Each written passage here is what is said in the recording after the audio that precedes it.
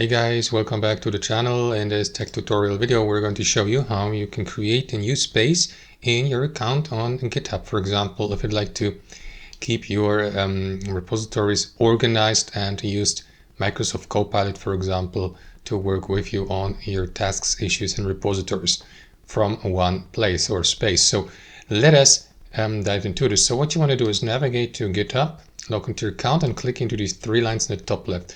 From there, navigate to Copilot. From here, what you want to do is navigate to the Spaces button to the left.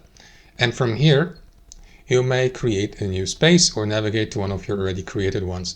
So if you'd like to create a new one, click into this button, give it a name, My New Space 1. Set the ownership, which will be most likely you in this case here. And you may also see the visibility or status below. And after that, click into Create. And that is going to create your space. Now you can communicate with the artificial intelligence or Copilot, for example, give it commands or prompts to create issues for you, for instance, attach files, and so on and so forth. And below you will see your space sources, like for example, repositories. And that's how it works, guys.